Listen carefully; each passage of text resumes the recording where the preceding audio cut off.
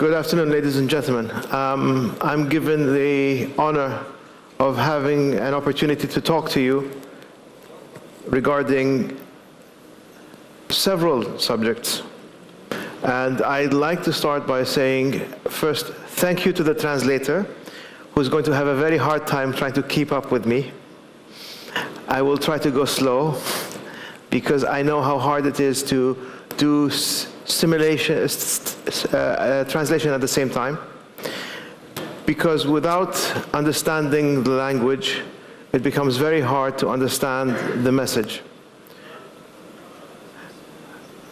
I also want to take this opportunity to say, I'm going to, while I have an allotted time of 1 hour, I'm going to leave some time towards the end for questions and answers. The reason I will say that is because there might be certain questions on your mind that I might not have touched upon, or it might be something of interest to you that I am not aware of. If you can ask, it'll help make it a bit more interesting for yourself. My name is Mishaля Кану. I am the chairman of the Kanu Group, which is a company that is 127 years old in the Gulf. It's 127 years for us. It's not working? Okay.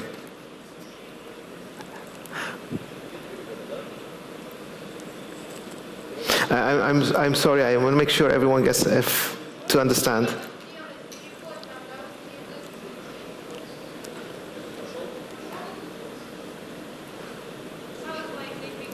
Fixed it? Okay, thank you. The company is 127 years old, and I am a member of the 4th generation of my family business, and I even have a cousin who's older than me, who is a member of the 5th generation, also working in the business. And our business stretches in types of industries from shipping, logistics, freight forwarding, travel, insurance, oil and gas, energy, and different aspects. I'm not here to sell my company. I'm just here to give you an idea of what is my background before talking to you about this. The second, which is more important for me, is myself. I have been working within my family business for the last 27 years. And I know it inside and out. And I've understood different mindsets and how to get things done. This is important because part and parcel of what you are expecting and what you would like to get done and understand from this conference is the ability to create business, the ability to interact with others, the ability to start to help create a new opportunity either for yourself or for your organization. And the biggest problem most people encounter and don't really understand it and don't think about it, unfortunately, is the issue of human behavior, human interaction. Because without that human interaction, without me knowing what you like, or what you want, or what you need, and without you paying the same attention to me, I cannot give you what you want, and you cannot give me what I want. So for example, if I was never interested in Russia, I wouldn't be here. I'm getting to learn more about Russia, the different parts of Russia, how the republics the different entities within Russia interact with one another. I'm starting to learn more about this, and this becomes important, because if I want to work, am I working with just Moscow? Or is there a rest of the world outside of Moscow in Russia? For me, understanding this gives me a better understanding of how to best interact with yourselves. And again, from, let's say, Vladivostok all the way to St. Petersburg, are you all the same? Are all Russians the same? I mean, you have a Russian passport, but are you all the same? And the answer is obviously not. You have different nations within Russia. And it's the same thing within my part of the world. Within the Arab world, which most people think is, by the way, do you mind if I walk here? It's okay? Okay. I like to walk with close to people so that you can feel that I'm part of what is happening. It's important for me to make sure that people leave here getting a full understanding of what they've come for. Within the Arab world, there is no one country. Within the Islamic world, there is no one country. There isn't an Islamic picture. There isn't an Arab picture. There are peoples from within the Arab world, from West Morocco all the way east would be Oman. And in the Islamic world, I would say all the way West Morocco, all the way east would be Indonesia. And somewhere and everything in between. And I have different peoples and different ideas. But the question is, how do you create opportunities in business? This is the perspective I'm coming from. For me, I'm not a scholar. I'm not going to talk about Islamic jurisprudence other than in what benefits the business. But for me, it's to talk to yourselves how to best create opportunities, again, for your business, to help, or yourselves as individual, to help bridge between the two. See, for people living in Russia, you had your transition. You went from, forgive my history or lack of it, but from what I read superficially, you start off with a czar structure into a communist structure and now back into a capitalist structure. So you had this transition. And what happened for us and for the rest of the world, the time of communism was lost. We lost contact. Russia was put as an entity, and there was a wall around it. And so people have this mentality outside of Russia that that's still there. And the only way to break out of that is one of two ways. Either you come to us, or we come to you. I'm not saying this because I'm to be positive on one way or negative on the other. I am not making a moral judgment. I don't care. For me, I want to understand how can I best benefit everyone. The Americans have this mentality. Sometimes they apply it, sometimes they don't. But I think this is the appropriate mentality. It's called a win-win situation. I need to win, but I need you to win. You are not my competitor. You are my partner. If we do business, I need you to benefit. I need you to enjoy this partnership. I need you to make money out of it. Because the more you are benefiting out of it, the better it is for me, because then you would want me to also benefit. The worst mentality that I've seen in business is a master-slave mentality. I control everything, I run everything, I give you something. And if I don't like you, I take it away. Well, this doesn't work. This works for a very short time, and then it dies. The most important thing in conducting business is to ensure that everyone has an opportunity to benefit. Because if I don't have that, I'm going to constantly try to cheat, hide, make money on the side, not allow you to grow. Because if you grow and I'm not growing, why should I care? Why should I help you continue? You grow and I suffer. It's important to understand that if you want to get something done, you must look at the other party, the other side, as your partner. When you get into business, any type of business, actually it's even worse. But when you get into business, look at a business as a marriage. How many of you will just get married like this? Well, there are some people, but usually when they get married like this, they get divorced like that. How do long-term marriages survive? Because it's the same mentality. If you can understand that, you can understand how it works in business. The only difference is, well, I'm sure you can imagine what the only difference is. If you're coming into a marriage, you want to know who's the family, you want to understand who is the individual, what does he or she like, what does he or she want from the marriage? Are they looking for it to get, if the marriage is a convenience marriage, are they looking to get, I don't know, a certificate of something? Are they looking because some people want to get married because they want to have a child? Some people want to get married because it helps them in their job perspective? Because, people look and say, married people are more stable people.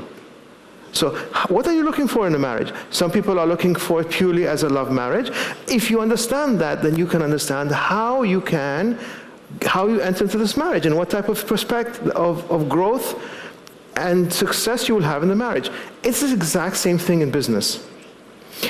I want to know who is my partner, what does my partner want, what's the benefit for them, how can I provide it to them, how can I help them grow with it, because the more they grow, the more I benefit as well. When you understand this, then you take this whole perspective of what I just talked about business, and you start to apply it in terms of how countries interact with one another. Tatarstan actually is in a much better situation than, say, the UAE was 40 years ago. You have minerals, you have industries. I'm very much impressed by what industries you have, from rudimentary industries such as rural agriculture, all the way to high-end industries such as petrochemical and oil and gas, and in some cases different chemistry. It's a big, vast base to work from. You also have a large population. The population here is, I'm given to understand, 3.8 million-ish, somewhere around that much. You have 3.8 million. When the UAE started out, I don't think we crossed 1 million. I don't think we had 1 million people in the whole country. You have the third other thing, you have the backing of a significant player in the world. It's a significant financial player, it's a significant operating player, it's a significant military player, it's a significant political player, which is Russia. The UAE doesn't have that, didn't have that. You also now have something in addition to that. You know, when you live in a place which is very harsh as an environment, you become harsh. And when you live in a place which is, the English word is lush, green, forestry, you become softer. Not because, I don't mean soft as in sleeping on pillows type soft, no. But you are a more easygoing people. Because there's always lots to give. I can give more. I don't have to fight you all the time. When I only have one fruit and many mouths, it's very hard to give that fruit to many people. And you will find people who constantly want to take a larger piece, or if they can take the whole thing. That's the harshness I'm talking about. Well, versus if I'm sitting and there are many mouths, and I have a tree full of fruits. I can give as much fruits as I want, and it won't hurt me. There's no effect to me. You have all of these advantages. But the UAE did something which, you know, everyone thinks it's just oil. I can assure you there are countries with as much oil as the UAE who didn't do half as much as the UAE. And there is a reason for that. It comes down to the reason of leadership. It's not just political leadership, that's important. But it comes down to business leadership. People within the industries, people who want to grow and do something, who are not happy with just being an employee, but rather want to do something. Having that hunger helps grow business. It helps people wanting to, I don't mean it in a negative challenge, to challenge one another all the time, to fight with one another all the time. I don't mean that. But what I do mean is it's competitive, in that I'm constantly want to do better than my friend or my brother, not to hurt them. There isn't, I have to win, he has to lose. No, it's just I want to do better. And when you do that, that competitive push that you will get from within is something that really will make you move, what the English say, move mountains. You can't imagine how hard it is for people to imagine a small country like the UAE doing what it has done. And as I said, if the UAE can do it, there is no reason why Tatarstan or any other republic within the Soviet, sorry, it's Freudian slip. Within Russia, there's no reason why they can't do it. And again, if you look at all of the resources that you can pull from, it's fantastic. Now, what does the larger, because this conference is talking about finance and cooperation between Russia and the Islamic world. First, I'd like to remove that idea. There is no quote-unquote Islamic world. There are Muslims and other non-Muslims. Russia is a legal entity, a country. But as I said in the beginning, not all Russians are the same. I want to be able to benefit myself, and yes, I know it sounds selfish, but everyone starts with themselves. I start with myself, and then the circle moves to my family, to my larger family, to my community, to my society. I want to benefit myself, but I also want to benefit others. I need them to do good. I need them to win. I need them to feel that they have an opportunity. Because if they don't, when you know the major problems in major cities that you will find, wherever you go, is not that there are all the people who are not successful are dumb or stupid. No. It's that they're never given an opportunity to grow. They're never given an opportunity to do something. So even if I have the ability to grow and I want to do something, I want to add to the society, to the environment, to my community, I can't. And that causes anger. And nothing is more destructive to everything we do here as humans, as societies, like anger. It destroys businesses, it destroys countries, but more important, and this is more important for me, it destroys people. We don't want that. We want to have a change. By the way, one of the things that I'm going to say something which I think is just for you to think about. Some people will like it, and some people will hate it.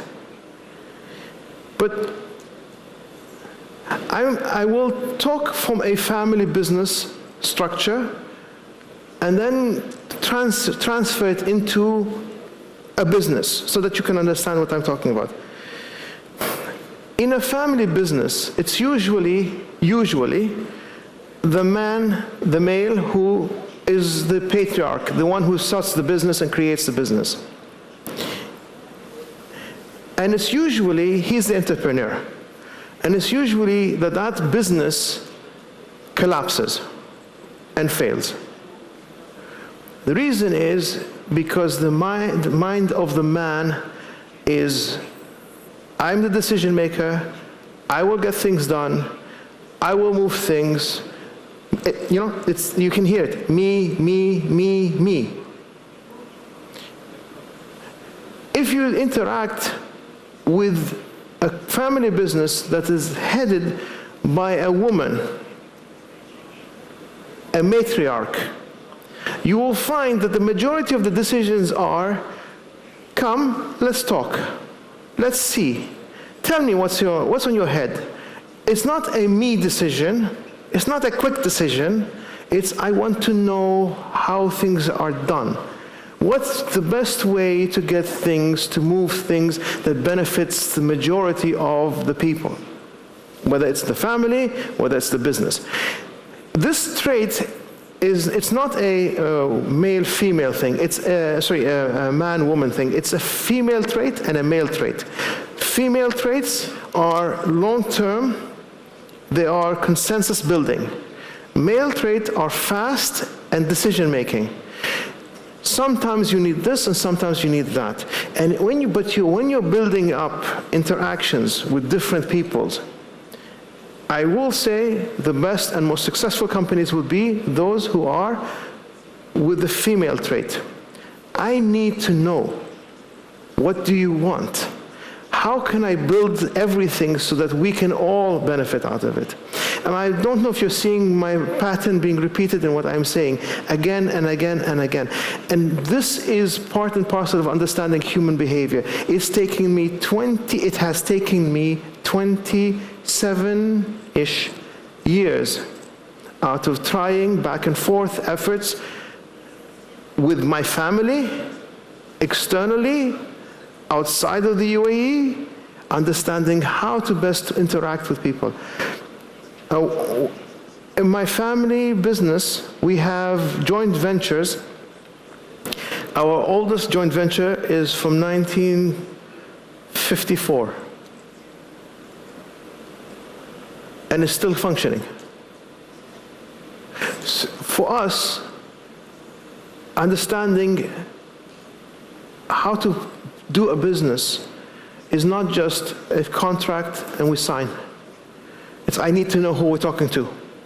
I need to understand what are their goals, how long do they want to get this thing done. For us, again, also because we are a family business, we can look and say a 5, 10, 15, 20-year horizon, not a few months, not a few years.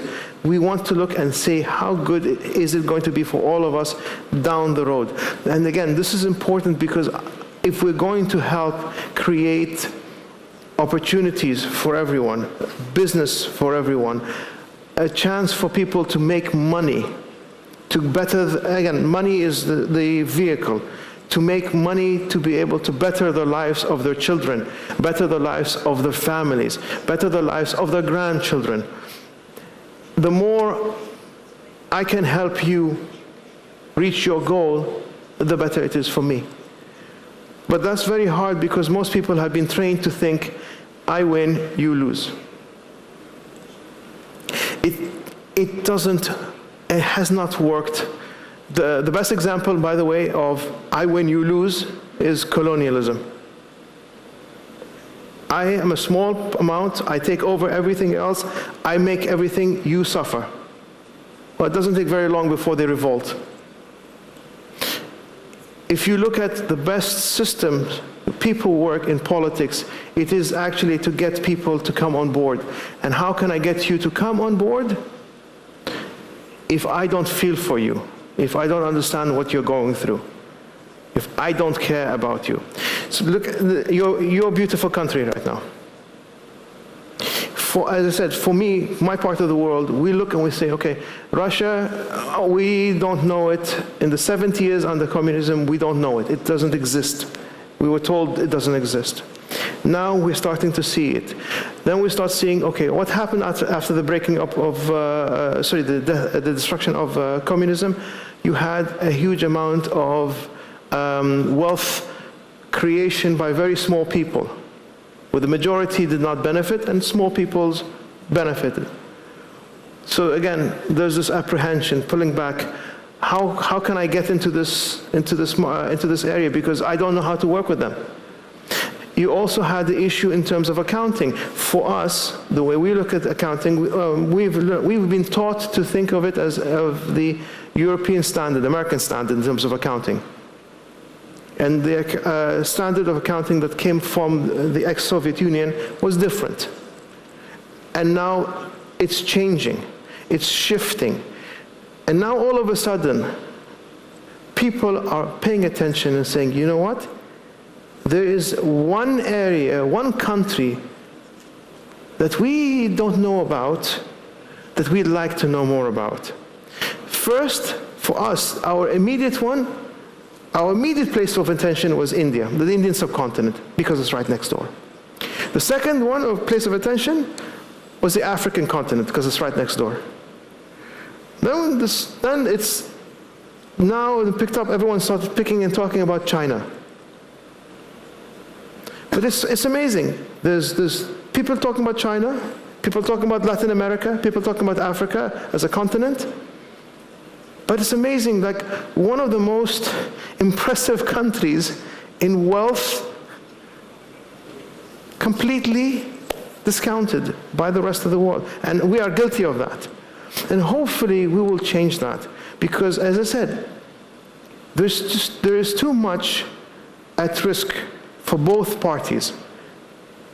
For Russia and for us.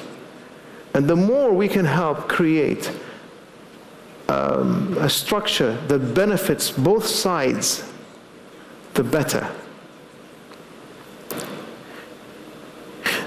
The aspect, and I'm just going to bring this one a bit into context.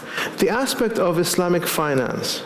People talk about this aspect. People are talking a lot about this aspect in terms of Islamic finance.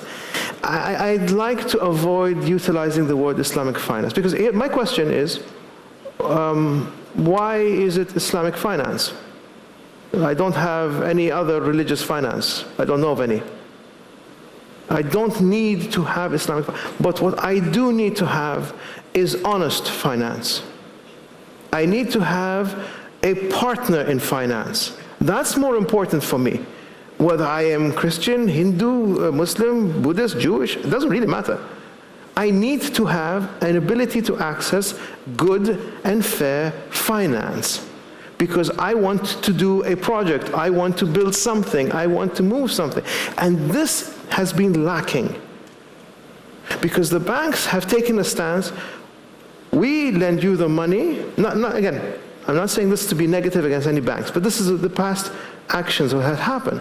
We lend you the money, we take hardly any risk, you owe, you pay collateral, you put a collateral down, you pay high amount of interest, and if you default, we come and take whatever you have. It doesn't help people wanting to create and do something because you're making them afraid. The concept of Islamic finance, again, which I would like, again, to remove the word Islamic from it and just say honest. If you talk about honest finance, is I want to be part and parcel of what you're doing. You want my money, I have money, but let me be with you in your business, whatever your business is. Let me make money with you. So now I have the same concern that you have. If you lose money, it affects me. If you make money, I benefit from it. So I'm there. If you need to stretch it out, fine. If you need to pay it off immediately, fine. Because we're part and again, that's the idea of getting getting financing, honest financing with business. If you can marry the two, you all of a sudden have growth. People will benefit.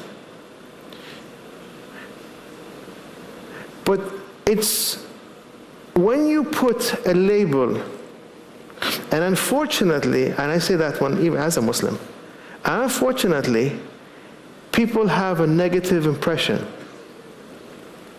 That doesn't help. And it's our job to change that impression, to give you a better impression of people you're interacting with. We are taught, I was taught by my family, my word is my bond. If I say I'm going to do something, I am going to do something, whatever that something is. If I say, and I should be honest, if I cannot do it, I should not waste your time disrespect you and say, oh yeah, sure, come, we'll do something. No. Either I can do it, or I can't do it. Either I can afford it, or I can't afford it. I should make sure that you know that when you are dealing with me, you're dealing with somebody who pays attention to you and cares about you, because you also matter to me. I want that to be reciprocal. I care about how you interact with me. So I need you to be I want to be honest with you, and I need you to be honest with me. Most people, again, try to hide their agenda and behind themselves. My past experience and what I've learned from my family has taught me very clearly, if you do that, it's not going to work. People will discover your agenda, people will be unhappy with what you do, and then people will start to plan and do things behind your back. We don't need this. In the business world, this is not needed. People are also, unfortunately, afraid to come and say what's on their mind. They think that if I say what's on my mind, either you will think I'm too small, too unimportant, to whatever negative thought that you want to have. The idea is to be able to say, you know what, I want to bring you on board, and nothing you ask me is wrong, nothing you tell me is bad. How can we best understand one another? Once you do that, growth will always come. And if we have growth in the world, job opportunities, people working, what are the chances of me having a fight with somebody else?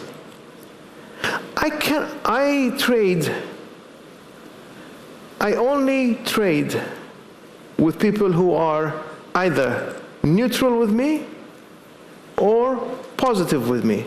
I cannot trade with my enemy.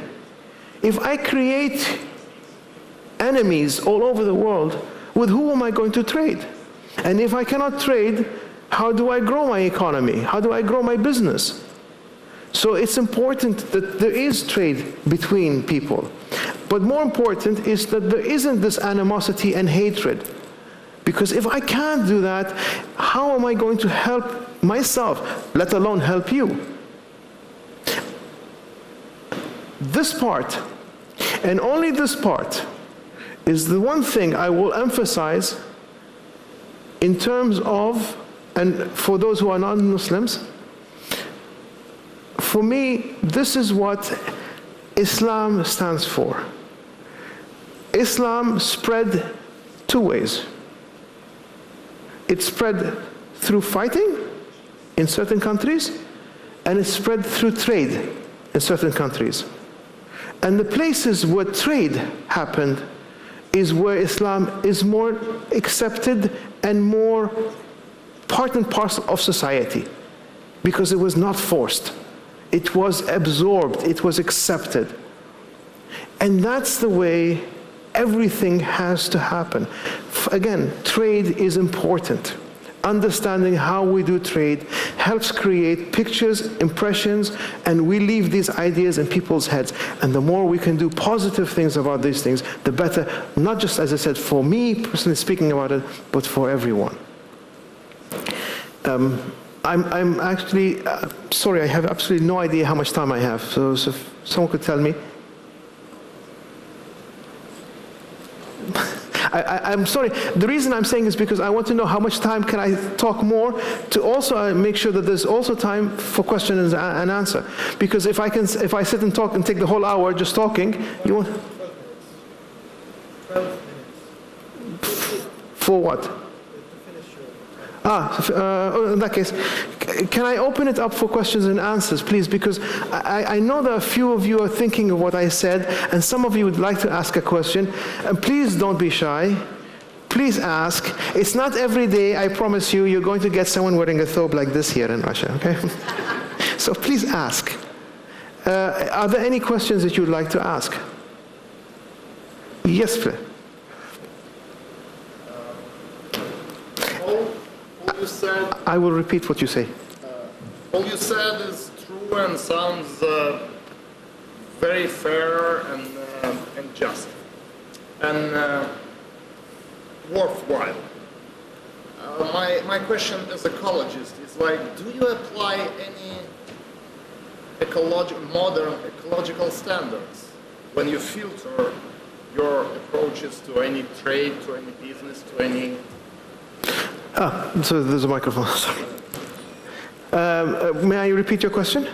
The question was, do I apply any, what was it again? Ecological standards into the business, right? Yeah. Okay. Anyone who is intelligent, anyone who's looking long term, will have to think of sustainability. And sustainability affects environment and people.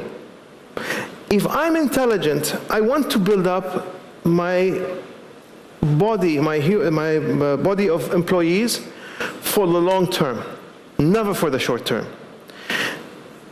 And when I utilize materials, whatever materials I use, if I am thinking short-term gain, eventually someone has to clean up all the mess I create.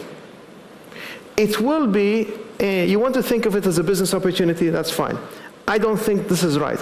I was taught, I promise you, this is ingrained in my head. From the age of 8 years old, my uncle used to put this in my head all the time. When I leave the room, switch off the light. When you open the tap, don't open it full. Small little things.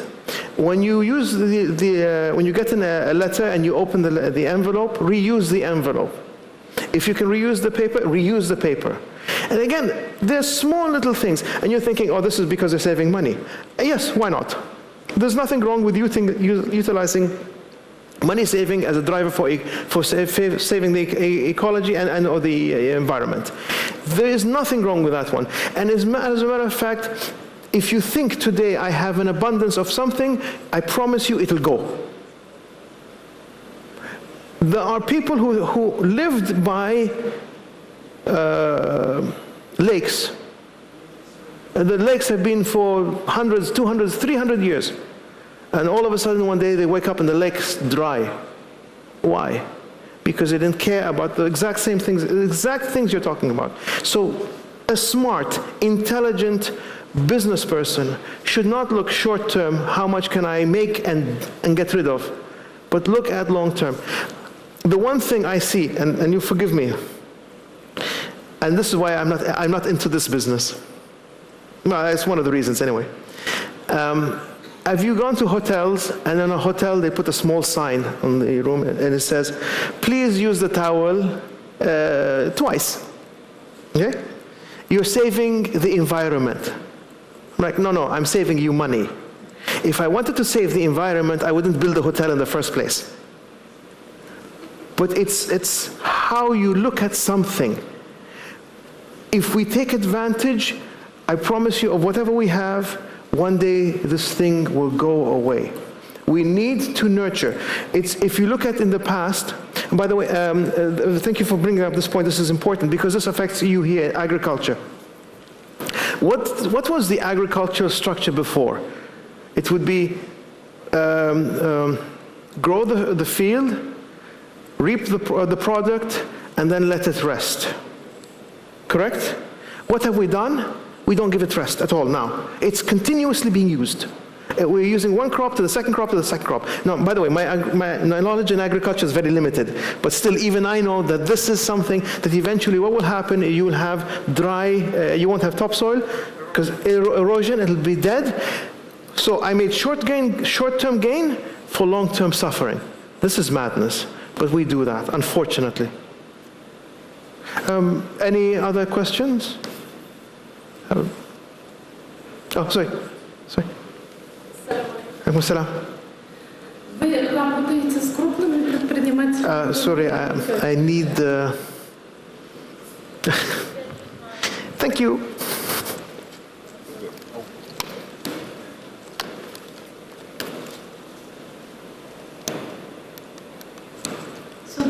Ассаламу алейкум. Еще раз. Я предприниматель. У меня вот 1000 квадратных метров свой халяль-магазин, кафе есть. Я приехала с Альметьевска, это город нефтяников, Татарстан, Татнефть у нас находится. И я хочу вот выставка, которая вот проходит здесь, выставка халяль индустрии, все продукции реализовать у себя в городе. Но мне дальше развиваться, мне нужно... Вы большими только компаниями работаете или как мы тоже вот такими бизнесменами работаете? Thank you. Thank you. No, sorry, yes, I think I will keep it. Good idea. The problem I have with small companies is access. How do I access the small company?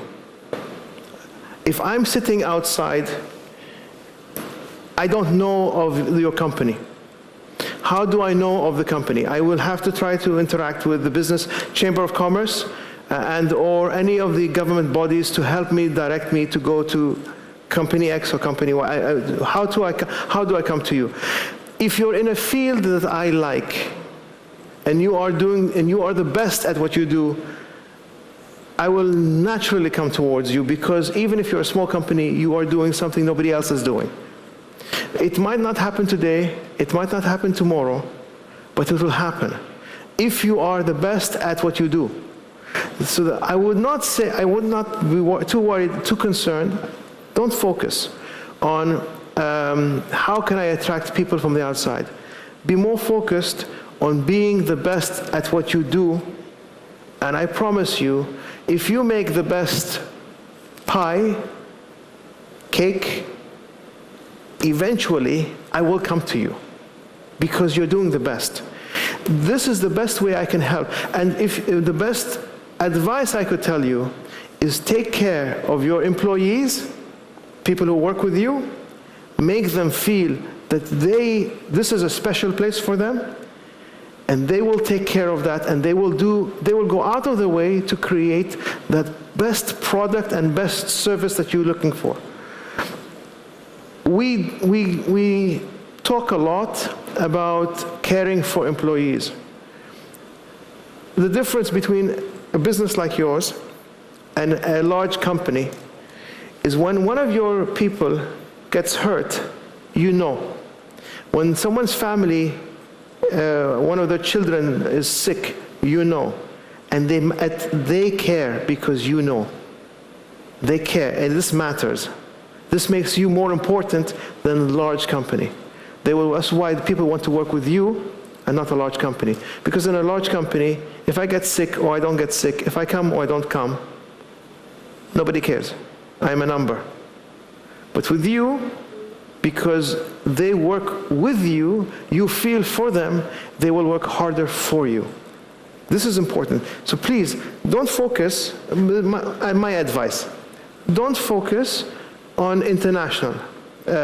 Who's going to come, where are they going? Focus on your people, and I promise you, I will be knocking on your door.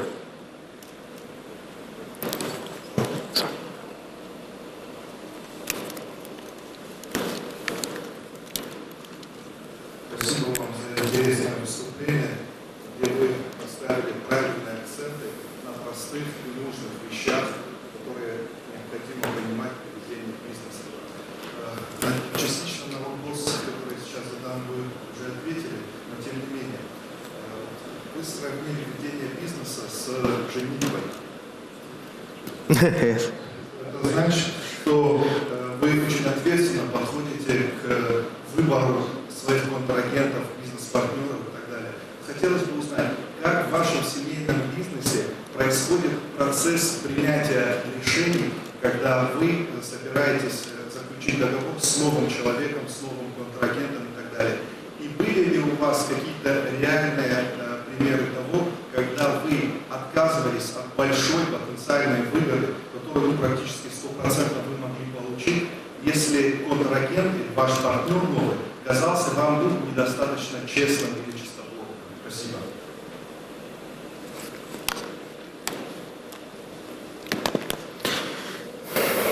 I will give you an example immediately on the last part. You asked me a question as, did I pull away from a deal because the other party was not good with me, not fair with me?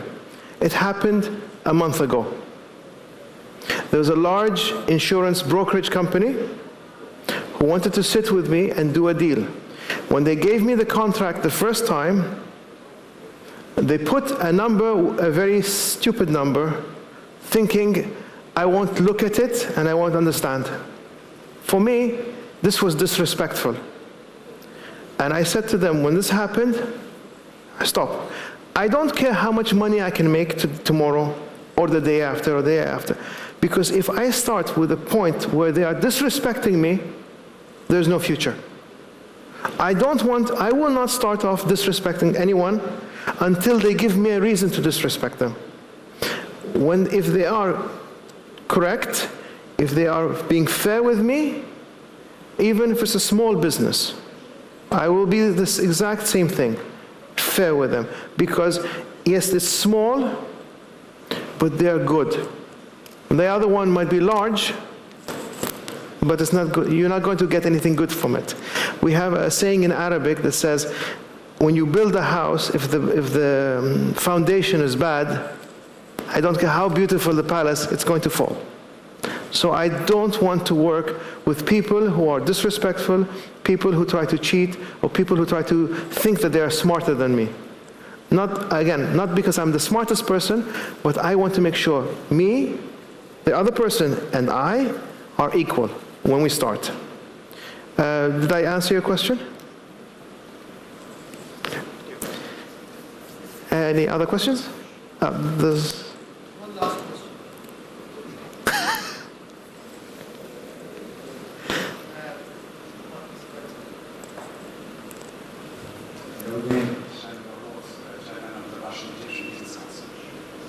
I really appreciate your philosophy. Actually, the only dream that the whole world, at least my world, would function as described. But I would like to, as a person, I think many people here are engaged in making Russia a better place.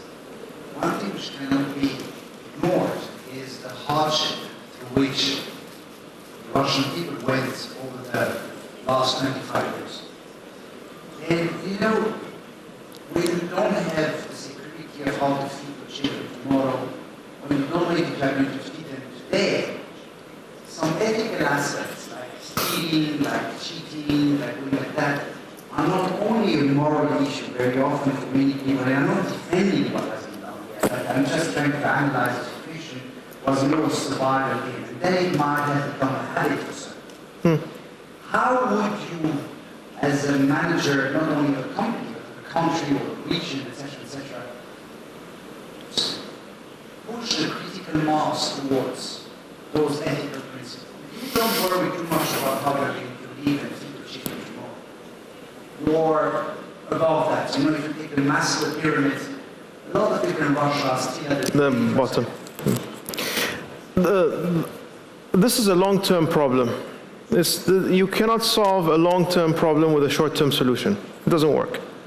It's in banking, if you have a long-term problem, you don't take short-term financing to, it doesn't work. But this is an issue of generation, and it starts off really with leadership and what changes does the leadership want and how long is it willing to go through. Now that doesn't answer the immediate question. The immediate question is, how do I fix an imbalanced situation? An imbalanced situation, and by the way, this is not just in Russia. This is nearly in most of the world, where a small percentage controls a lot. In our part of the world, in the Gulf, let me just talk about the Gulf more than anything else. The compensation for that one is done in two methods. One, it's by the government, spreading the wealth. It's one way. And the other one is by the individuals because of the religious edict, zakah and sadaqah, to give. Okay? One is a requirement and the other one is above and beyond. So you give. And the giving, in the Islamic understanding of it, sadaqah, it is a purification. It's a purification of the money you have. It's not a fine, it's not a tax, it's a purification. And there is a verse in the Quran that says, not whatever you give from the sadaqah, it doesn't go away. It comes back to you. Now, this depends on a belief. Do you believe that or not? If you believe it and you give, it's fine. But if you do it because you're forced to, something else. But in order for this change to happen, how can I convince the upper echelon, the ones who are in charge here in Russia, to spread some of the wealth back without hurting others? If I don't believe, and by the way, this comes, I don't want to enter into this too much because this has to do with a philosophical / religious aspect, and I'm not in a position to be able to do that. But it comes back very simply, do I believe in a creator, a hereafter, and judgment, or not? Because if I do believe in a creator, a hereafter, and judgment, I am going to go out of my way to hopefully please my creator. And how can I please my creator when I see his creation suffering and I can help but don't?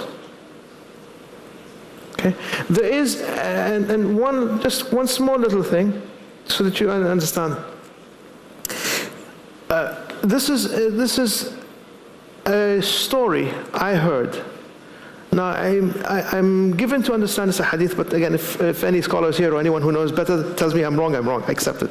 But this is what I had heard. The story goes, the Prophet Musa alayhi salam, Moses, has one of the gentlemen who's with him constantly asks him the question, please ask God to make me rich. The Prophet is thinking, I have other things to do. What am I going to go ask when I go to talk to God? I'm going to ask him. But he puts this aside, repeated again and again and again. Finally, he says, okay, and he goes and he asks. Next time he meets God, he asks him, your slave X, whatever his name is, asked me to make him rich. And God says, I will make him rich from this time to this time. Tell him. So next time he meets him, he tells him that God has said that you're going to be rich from this time to this time. The time passes. And the time when he's supposed to go back to being poor passes, and the guy is still rich. And the Prophet Musa alayhi salam is now wondering, how is that possible? How is it possible that God told me something, and this is not happening? And so when the next time he meets God, and he asks him, you told me that this person is going to be poor after a time, but he's still rich. He said, I gave him a door. I opened the door for him and made him rich. He built a house and he opened 4 doors for people to come in and eat and drink and sleep. Does it make more sense that the creation should be more generous than the creator? And for me, this is the mentality. Again, whether it is taken as a story, this is what matters. That you have to give back from what you get. I cannot take it all. No matter how much I have, I cannot take it all. We're all going to go 6 feet under or 3 feet under or 15 feet under. We're all going to go into the ground. I cannot take it. What better way of thanking my Creator for giving me this than spreading it? But then it comes back to the original question, which I told you is either a theological or philosophical question. Do you believe in a Creator? Because if you don't, everything I've said doesn't matter. Any other questions? There's a gentleman there.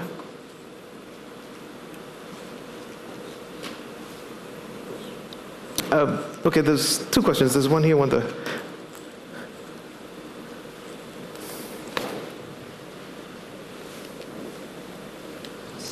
Alaikum salam. Yes. Sorry.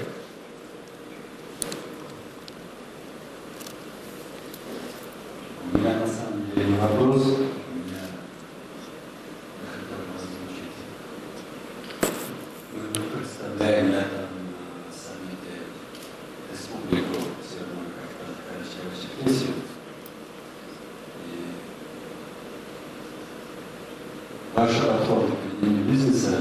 они на самом деле, наверное, самые современные сегодня.